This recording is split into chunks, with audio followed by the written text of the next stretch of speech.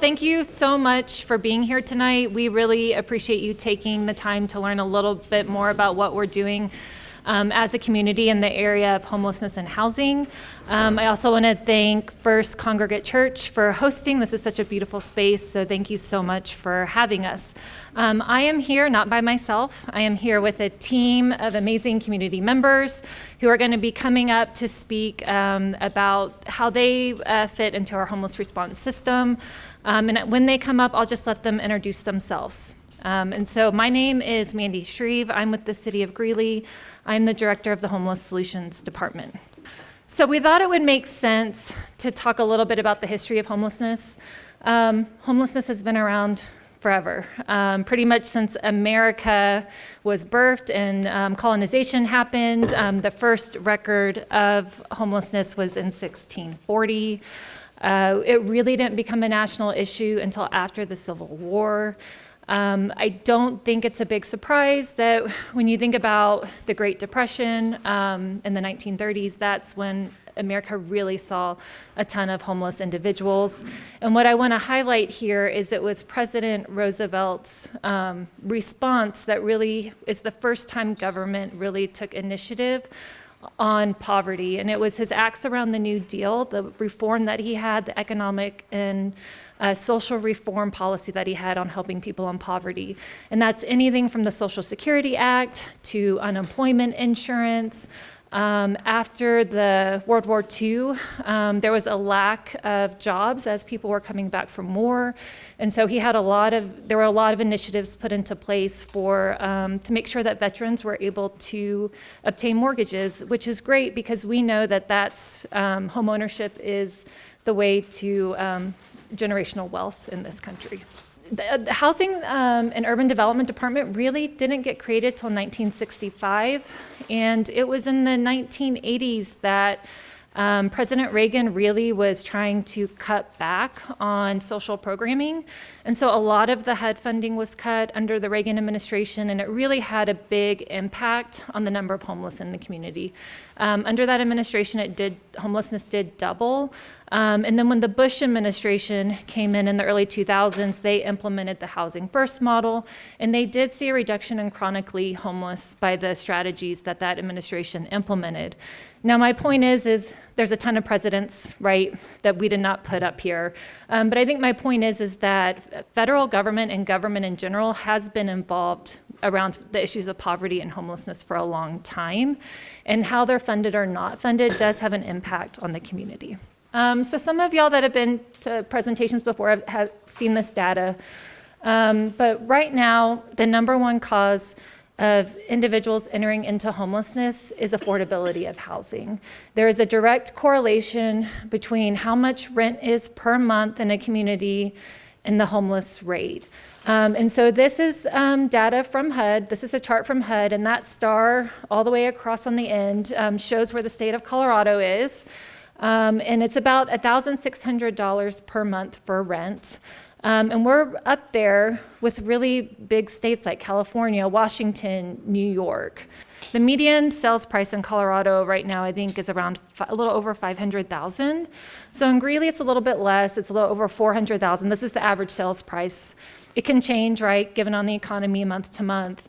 But the point here is that you have to be making six figures to be able to afford a $400,000 home.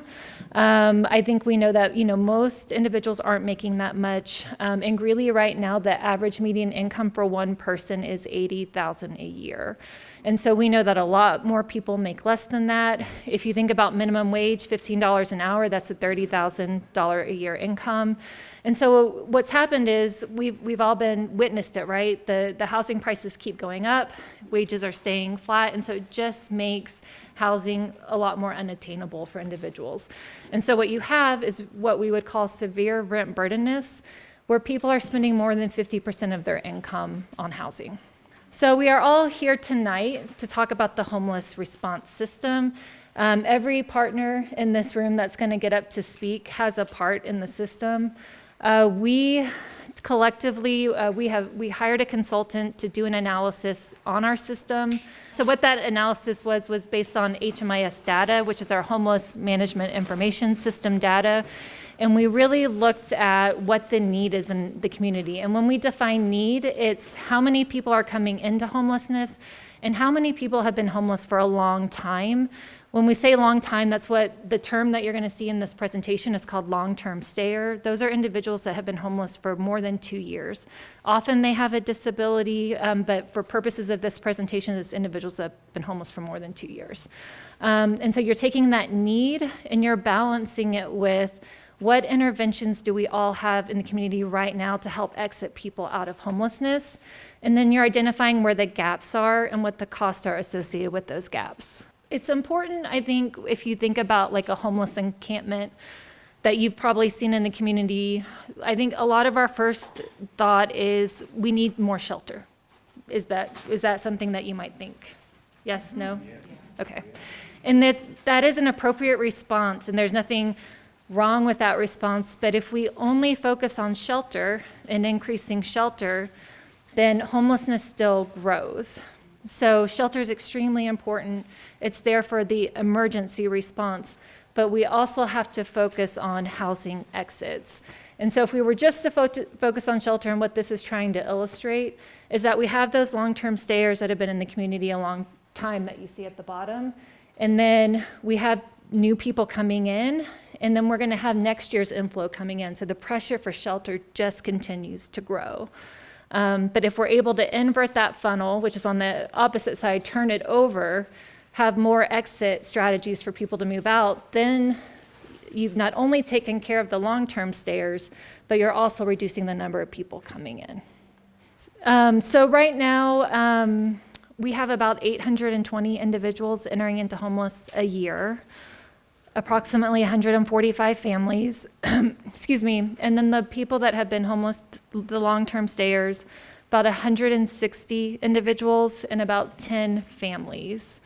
And so if you go to the next slide, what the team is going to talk about, our community partners, is how someone goes through this system. What I will say is that of that 820 individuals, the 145 families, 60% of them just need emergency shelter. They just need transitional housing. They may just need a touch point with the outreach team to resolve on their own. The other 40% of those individuals need more help than that. They're not going to self-resolve by the emergency relief that a shelter or transitional housing can provide. And that's where you have things you're going to hear tonight, permanent supportive housing. That's the intervention for individuals that have been experiencing homelessness for a long time. And then you're going to hear the intervention rapid rehousing, and it's just like it sounds. It's people that maybe just became homeless, maybe they just lost their job, and they maybe need 6 months to find another job, save some money, and get back on their feet. And so with that, do those concepts make sense? Okay, so with that, I'm going to turn it over to Emma. So I'm going to provide a little bit more of an update on the homeless response system, our pathway into housing, and how it works in Greeley.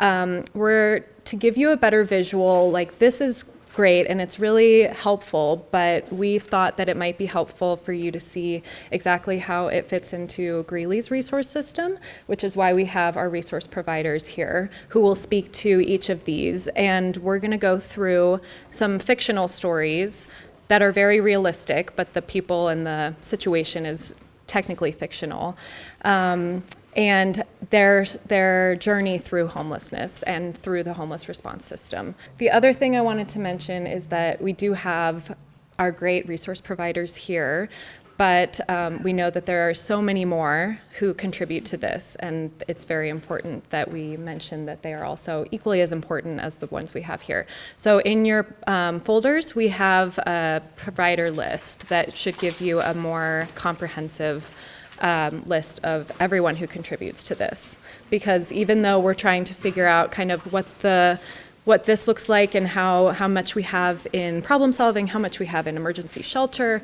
all of them are equally as important. All right, so to start us off in our journey, we have the outreach team, which is going to be our main access point. That That is not the only access point, but since we have developed the outreach team in the past couple of years, it's the main one where people might connect with homeless resources. So all three, let's see. We're going to start with Rachel, who is the manager of the outreach team. Keep in mind that we won't go back to obviously explaining the outreach team, but just keep in mind that that's always going to be our access point. And then we'll go through each of the other journeys. So I'll hand it over to Rachel to talk about the City of Greeley outreach team. Hi, everyone. Like Emma said, I'm the supervisor of the homeless outreach team for the City of Greeley. I recognize a lot of your faces from the other community events, so I think a lot of you guys have a good idea of what we do, but I will give a recap. So, like Emma said, we're the main access point for people coming into homelessness or maybe coming to Greeley for the first time being homeless. We encounter people mostly during street outreach. So we'll go under the bridges, into parks, into other community organizations and meet people that way. Other organizations like United Way, Catholic Charities, North Range, they can refer clients to us. So we meet people a lot of different types of ways. And we can serve people by providing basic needs like food, water, hygiene. In the warmer months, like ice towels to cool them down. In the colder months, gloves, beanies, hand warmers, stuff to protect them from the cold. We give referrals to the shelters, obviously get them inside, get them warm, keep them cool. And we also help with document readiness. So IDs, social security cards, birth certificates, helping them secure those documents so that they can find employment, find housing. You need an ID for just about everything. So we help with document readiness. We could do transportation to medical appointments. The buses unfortunately are not free in Greeley, so that proposes a big barrier for people. So we can transport clients to the shelter, to appointments, to any service that might help them better themselves. We also do administer the VI SPDAT. We hold space in the coordinated entry space. It's a shared housing by name list between Larimer and Weld counties, and we attend the meetings every week that equal about 3.5, 4 hours, where partners are working together to identify housing resources, identify people in the community who are most vulnerable, and connect them to appropriate resources. That's, I think, a good synopsis of what outreach does. I do want to share, in the last calendar year, 2024, we serviced 666 unique individuals, and that's just people who are willing to give us their information and let us enroll them into our program. That's not including the many individuals who don't feel comfortable sharing their name and date of birth, but we still will service them anyway. We did have 67 successful housing exits, and I think that's pretty remarkable given how we don't have housing in the outreach program specifically. The City of Greeley has rapid rehousing and permanent supportive housing that we'll talk about later, and that's not including those people.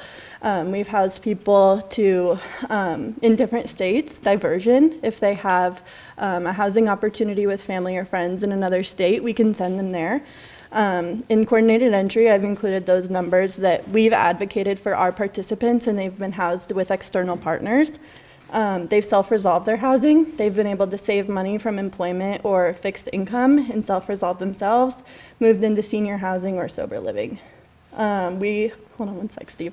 We provided 515 transports, 291 housing supports, 413 document services, so ID, social security card, birth certificate. We administered 285 VI SPDATs, and we provided 1,670 basic needs support, so food, water, hygiene, clothing, stuff like that. My name is Jenna, and I am the operations specialist for the City of Greeley Homeless Solutions Department. And I'm going to kick us off with the stories of the 3 people that we would like to share their pathway to housing. And so, as we mentioned before, this person started an outreach and made the connection with our team. So Mary is a single 33-year-old woman who has been homeless for 3 months. She never imagined she would be in this situation. She was laid off a year ago due to her company downsizing. Job hunting became an exhausting cycle for her. To add to the pressure of finding a job, she broke her leg in a simple accident. With no medical coverage and no job, she suddenly began drowning in debt. Within months, rent became impossible. She found herself in a tough situation. With no support of family around her, she had to pack up what she could into a few bags and had no choice but to live on the streets. Through the help of the community outreach team, she has been connected to a local shelter in town who takes in single women. The shelter determines Mary is eligible for their extended stay program, and with supportive services, finds a stable job again and health insurance, and finds permanent housing she can afford. So in this situation, we connected with Mary through the outreach program, and she went to the Guadalupe Center for shelter services, and that's where she got back onto her feet, and she was able to resolve her homeless experience through their assistance. So I'm going to kick it off, or send it off to Brittany from Catholic Charities. Hi, okay, I'm Brittany Gandy. I'm the operations manager for Catholic Charities Guadalupe Community Center. You'll also hear us referred to as Samaritan House Greeley. It's all the same place. So there's two pathways to access services at Catholic Charities. The first is going to be for emergency overflow shelter. So this program is available for single women and families. Our capacity for single women is 20, and our capacity for families is 15 individuals. The reason we specify as individuals is because families present in a lot of different ways, but usually it's a single mom and a kiddo. So our emergency shelter is low barrier. There's no requirement to gain entry. We do not require ID. There's no sobriety requirement. You can come as you are and get your basic needs met. So for this program, people can come in and get dinner, have a good night's rest, a shower, and potentially have a laundry service, and then they're gonna get breakfast, and then they're gonna go in the morning. So our check-in is at 5 p.m. and our check-out is at 8 a.m. with the exception of Sundays. So transportation is not available on Sundays, and because of that, we allow our single women and our families to remain in our shelter for the day. With the nice weather the last couple weekends, we haven't seen as many people stay in, but we do offer that service if it's necessary. We also offer a program called Resource Navigation for our folks in overflow. So this provides a service for people who may not be ready or may not be interested in our extended stay transition to housing program. If they are interested, it provides them a really good starting point. So we had 50 individuals who engaged in resource navigation. Of those, 22 entered our transition to housing program. And that was just for the year of 2024. So the second option that we have is for extended stay transition to housing. So this program is a little bit different. There's a little bit more buy-in for people who are interested. We want people to be, first of all, focused on housing. But there is a sobriety requirement, and we also do a background check. But there's really only a couple hard stops for the background check. We understand that people experiencing homelessness often have criminal justice involvement, and so we really make those decisions on a case-by-case basis. So this program serves single men, single women, families, and veterans. It is housing focused, so we do ask that people either gain or maintain their income and that they save 70% of that income, and they do that for 3 months at least. And then at that point, we will start looking for stable housing. So our capacity for single women is 6, and I know that seems kind of low, but it does seem to meet the needs of the community. We are very rarely over capacity for our single women. Capacity for single men is 18, which also, again, meets the needs of the community. Capacity for families is 6. We have 6 family rooms available, and they stay full.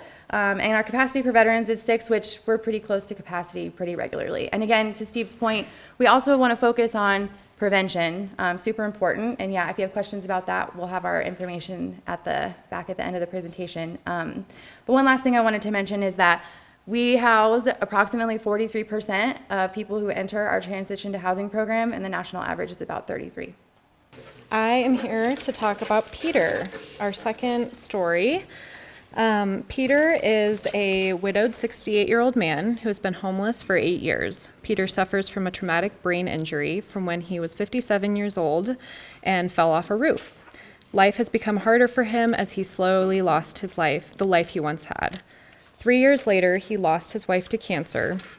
Between all the medical bills and not having the support from his beloved wife, he wasn't able to pay his bills. He fell into a deep state of depression and found himself living on the streets. The streets were unkind, but Peter learned to survive in his own way. Some days were better than others. On good days, he could find shelter before sundown. On bad days, he forgot where he was going. One day, he visited the local shelter where he had frequently visited and was informed by one of the staff members the city's permanent supportive housing team had a housing voucher and he qualified. The shelter and the city's foundations team worked closely together to get Peter housed through the voucher. He now has a home and a case manager who provides him support. Once he was in housing, he wanted to work on his depression and the PTSD he was experiencing. His case manager helped him get support through North Range Behavioral Health. So Peter's, kind of in summary, his story is that he goes and connects through the outreach team and then ends up going to the United Way emergency shelter. And through there, he gets referred to a permanent supportive housing voucher through the City of Greeley's permanent supportive housing team. We also call that the foundations team.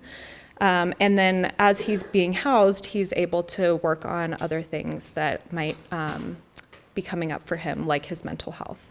Hi, I am Jenny. I'm the director of the Housing Navigation Center, which is a part of United Way. For those of you who don't know us, we do provide a lot of services that people aren't aware of. We have a picture here, which I like because it helps me visually explain how our setup is. I'm going to talk about our day services, and then I'm going to have Emily talk about our night services. But a lot of people, when they hear of the United Way shelter, they just think of the emergency shelter. So on this side of the slide, we have all the different things that we do during the day. And if you look at our building, we kind of have two separate ways to enter. So you can come in our day shelter, and we offer showers, laundry services, we offer lunch and some snacks throughout the day, and people can also meet with staff and talk about whatever they want to talk about. And our goal always is to exit people into housing, just like everybody else. So. And also we work closely, like we're able to do what we do because of everybody sitting here as well. So that's a huge part of our services is referrals, community referrals. We also have a lot of our community partners who come into our day shelter and also our housing navigation center side, and they have office hours there, so our folks don't have to travel anywhere. We provide donation clothing and toiletries a couple times a day. We also offer people chore point redemption for if they want to help around. They don't have to, but if they'd like to clean up, clean the bathrooms, sweep outside, pick up, whatever they want to do, we'll give them chore points for that. And then they can get backpacks, they can get sleeping bags, whatever we have on hand. We also can offer gift cards to different places. And then on this side of the building where they can also walk in, they can meet with our housing coordinators. So our housing coordinators will spend some time sitting down with them, talking about their barriers, their goals. And what I failed to put on here, which is a huge part of what we do, is we also do assessments with people. And I won't get too much in the weeds about our assessments, but it gets them on what's called a by name list, and that's with Weld County and Larimer County. And people can get on that list by doing these assessments, which is huge in helping them to possibly get housing. And then we do case management. We help people get their birth certificates, same as the city does, birth certificates, driver's license, marriage license, whatever they need to further their journey in getting housing. We also just last year got a funding for helping people to provide people with fishing licenses and also tackle boxes and a fishing pole. So if you see people walking around town with those things, that's from us. You're welcome. But it was for a variety of reasons, but it gives people something to do as a hobby. It also gives them something to do if they want to go catch a fish and have a meal. So different things. People love it. We've given out a lot of those. And again, like I said, we do a lot of resource connections. That is a huge part of what we do. And housing search, we also get funding to help people with eviction prevention. So last year, in 2024, we had close to 1,000 people walk through our doors. Some of those were housed already, so they came in needing help with rent. And so if we have funding for that, we're able to help people with that. So that's some of that population that comes through our doors, but that does not include anyone who comes at night. So 1,000 people is significant. And then we were able to help. We exited, now this, again, when we exit people into housing, sometimes that is in partnership with some of our community partners, but we exited 69 households into housing last year. And we helped 75 households with financial assistance for eviction prevention. As Jenny mentioned, my name is Emily. I am the Assistant Director of Shelter Operations for our United Way Cold Weather Shelter. So as you may know, we are a seasonal shelter, as kind of in the name. That was a little different last year. We got to extend through July, which was very exciting. This year we did run November through April for this season, so we just closed up the last night being April 29th, so pretty recently. So I just wanted to share a little bit about what we do. Ultimately, we do provide beds for those seeking emergency shelter. We can only serve adults in our facility, which is a little different from our other shelters in town. So we are 18 and up. We cannot accept pets, but we will accept service dogs. Some of the things we do at night are going to be very similar to the day. Laundries, showers, that charging station, which is really cool. I'd love you to come see it sometime. It just gives people a lot of autonomy and control over those devices. They need to stay connected, which is really cool. Believe it or not, we operate our shelter out of this exact same building. It is quite small, but we do have this bunk room that holds 60 beds. And then during winter weather emergencies, or last summer, if it was too hot, we could get approval to expand with some mats in the cafeteria up to 70. We met that a few times this last season during those super cold weather spells, and we're able to work with the Guadalupe shelter and send single women from the shelter over there, as we are the only emergency shelter for single men in the city. A few other things that we do is that we are a very low barrier shelter. We believe in harm reduction, so we will welcome anyone into our doors as long as they can safely stay the night. And if they can't, we work with our community partners to get them to the appropriate resource for the night. And then we're working really hard to figure out how we can make this bunk room into a housing-focused shelter. And that means referring our overnight guests to the daytime services, like, hey, make sure you come back in the morning, meet with a housing coordinator, or get them connected with the city, that kind of thing. So I don't really have stats on like who's exited the overnight shelter into housing.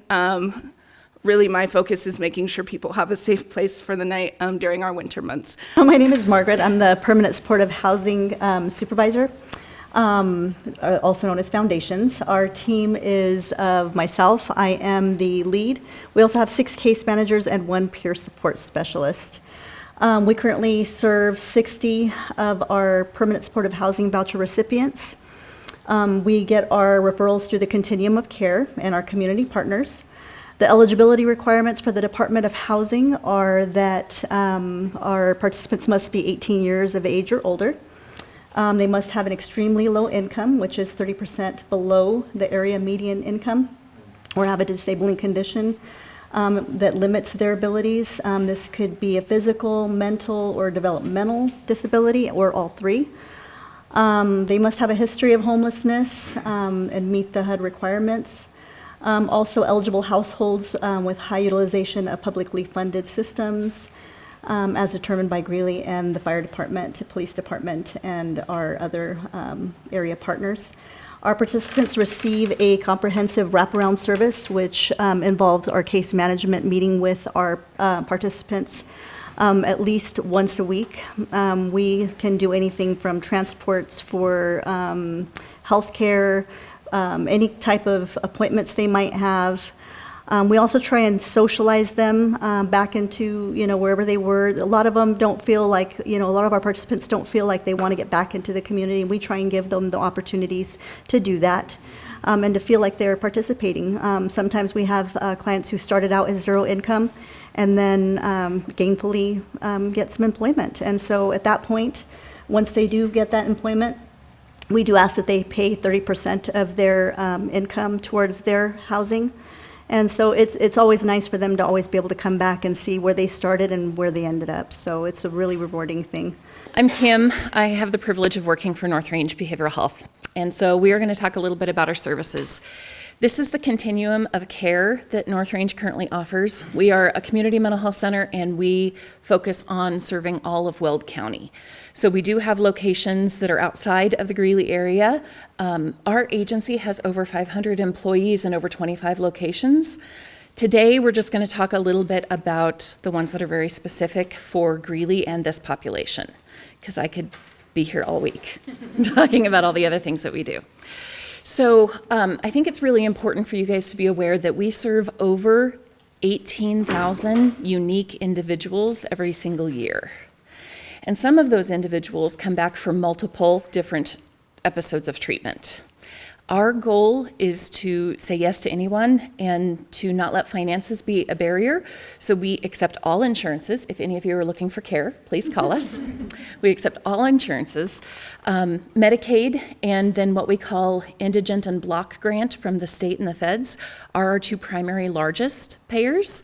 But if a person does not have any level of insurance or they don't have an ability to pay, we have sliding fee, we have payment plans, we have a lot of other creative levers that we can pull. We really try to minimize the financial issue impacting their ability to get care.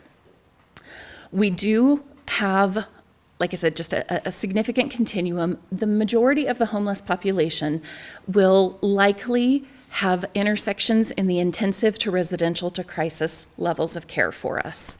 However, that is not to say that we do not treat individuals in a preventative or an outpatient setting that are also experiencing homelessness. We will walk alongside a person regardless of what their circumstance is, and sometimes that means they're going in and out of housing and stability. Our crisis teams work really closely with our local first responders as well as the outreach team. We have incredible partnerships that we are so thankful to be a part of. And many times we need to stabilize a person, and so the crisis team may respond 24/7. We do have crisis response 24/7 anywhere in Weld County. They may respond initially and try to get someone into one of our residential facilities. So our residential facilities also have a continuum built in. There are some of our units that you come and stay for a couple of days because you're intoxicated or you're going through withdrawals or something along that line, and we help you safely come down off of whatever substance that is. You may stay with us for 5 to 7 days while we introduce a psychiatric medication and try to get you stabilized in that way. And then we can transition into, we have sober living environments as well as intensive residential for substance use. And then we also have some other housing supports where we take vouchers. Individuals can transition into units with us. We try to help them save money in order to launch into their own successful living environment. So we're constantly just trying to find out, where is this person, what are their particular needs, and how can we leverage all of our partners and get them stable with their mental health or substance use issues. What we know is that a person who's taking care of their mind can be gainfully employed, can be a good tenant in a renting situation, can have healthy relationships and support systems. That's our goal for everyone. And so we're very, very, very proud to be a part of this massive continuum that Greeley has. Okay, we are going to do our third story, and we would like you to meet Paul. Paul is a 45-year-old man with 2 daughters, ages 8 and 10. He has struggled to keep a job because he needs to be around when his kids get out of school since he can't afford childcare. He and his girls recently became homeless as they weren't able to pay last month's rent. When outreach connected with them, they knew of a place that they would be able to go. The family was connected with Greeley Family House, where they were able to be sheltered safely. Together, Greeley Family House and City of Greeley Rapid Rehousing Team worked to assist Paul and his daughters to secure housing again. With the support from a case manager as part of the Rapid Rehousing Program, Paul learned more about other resources he was eligible for in the community to help him provide for his family. After 1 year of assistance, Paul was able to save enough money to secure independent housing. So through his journey, he met with outreach and went into transitional housing. And in his case, it was unique because even though Greeley Family House typically handles their own referrals from the COC, in this case, we are linking in Rapid Rehousing as a partnership, and they get him housed quickly, and then he secures independent housing on his own. So I'm going to hand it over to Miss Nancy. Thanks for taking the time to come today. It's real good. The Greeley Family House has been around for 39 years, and we are the only shelter that focuses solely on families. We do not take the singles. We do have chronically homeless if they are a family situation. So we have kiddos. In 2024, we served 57 families. We have 12 rooms in the house. And we were visiting with one of their attendees tonight, and as you well know, that is nowhere near enough to cover the need that we have. Our families fill out an application. They do bring an ID. We ask that they be able to work legally in the United States. Our goal is always for a family to become self-sufficient and be able to move into housing on their own. We have various programs, and as we've said, we have numerous resources. The collaborative effort in Greeley and Weld County is amazing. Under the continuum of care, we do share a lot. We talk all the time in every case because every family and every person is different. During the time that we were able to shelter the families, they were with us for 9,000 nights of housing, which is a lot. When I figured it out, it was 2971 days per family. And over the years, and we had 73 parents and 113 kiddos. So at any given moment, those 12 rooms have a lot of children in them. And when you come to the shelter, a family is given one bedroom with an ensuite bath. And that's a mom with one child, or that's two people with 8 children, which we've also had. And so the goal is that they come in. They are there. They do not have to have employment when they come in, but the goal is to work with them to get income and employment while they are with us for the 60 days. And we do kind of push it for 60 days. We don't want any family becoming too dependent on us. We want them to know that they've got it on their own. One of my favorite phrases, and there's some people in the room who may get this, is that weebles wobble, but they don't fall down. You've got this. You may have been a little wobbly. You may be a little unstable. We can get you back to where you belong. And the best place for a family to be with children is in a home of their own. It is not in a shelter. We have transitional programs. We have rapid rehousing programs. We assess every family on need. We have families that stay longer than the 60 days because we've determined that they need a little bit more time. But we are a program that works totally with the families, and we're very, very proud of what we do. So as one of the last presenters for a program, I do want to kind of tie it back to Paul. So as you saw, Paul, he had 2 children, and he was going through recent to homelessness. So as he approached that, he was going through the family house, and they were referred to the rapid rehousing program with the city of Greeley. We were able to pair them with one of our case managers. We do have a team lead, 5 case managers, so we're able to pair them with that. So as I'm talking through this, kind of think about Paul's journey and his 2 daughters as well. So with that, great referral. Most of rapid rehousing will be coming into through a referral, whether it's the continuum of care, whether it's a partner agency, or it's outreach team. So as we sit down with them, we start to assess what their goals are, what their needs are. Rapid rehousing is really built around the idea of how do we get them housing stability and income stability. So housing stability is always first, housing first model. So really it's built around that idea of let's get them that housing stability, and then we can build on that. So once we have that housing stability, Paul's now in a place, his daughters are now safe, they have that housing stability. And so now we're able to look at other areas. How can we help with, he was looking for employment stability. So our case managers can sit down, we can work with Workforce Center, we could work with High Plains Library, we can really focus in on how do we get now employment stability. And so really it's kind of building on that with the idea of that rapid rehousing approach. Additionally, working very closely with many different community partners as well, a lot of great referrals. As you can see in this room, there's a lot of great partners as well. So really connecting them to the partners that we have. Again, around that idea of how do we get to self-sustainability? Rapid rehousing, not a permanent program. Usually it's going to be a 1 to 2 year program, really built around that idea. How do we get them into stability? So as we work with Paul and the family, now we're kind of gaining that stability, employment stability, other additional assistance for the daughters. And now we're able to start to evaluate how do we continue to grow on with the work that our case managers have been doing to the point of where the goal, we call it graduation, right?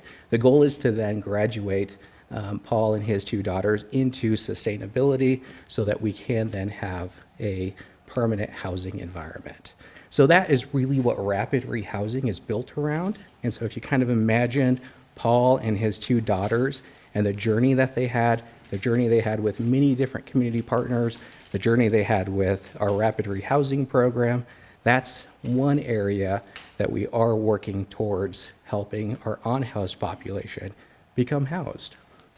So in summary, I hope there's a few key takeaways that everyone has, and that is, one is that every individual does not need the same intervention. Everyone's circumstance is extremely unique and personal to themselves. The other thing I would say is that we have a great homeless response system. We, as collectively, are meeting the needs. What I will also say is we did that study that I talked about earlier. Our opportunities is not that we don't have a great homeless response system in Greeley. We do, but we do need to build out the capacity of the homeless response system. And some of those opportunities are with the cold weather shelter when it closes, you know, that 60 people that are impacted. If we can figure out how to keep that funded, that will take care of a lot of the capacity that we need for shelter. We also need to continue to increase our rapid rehousing in the community and our permanent supportive housing to take care of those chronically homeless individuals. We know that developments are coming online like Starrise, and that's going to be 55 units that the community is going to benefit from, but we still need to keep making incremental progress. And so we're working through this right now all together on how we can strategize and put some of these things into an action plan. It's not going to happen overnight, right? This is like the next 2 to 3, 5 years, but it's a roadmap to where we need to be headed as a community. Thank you for coming.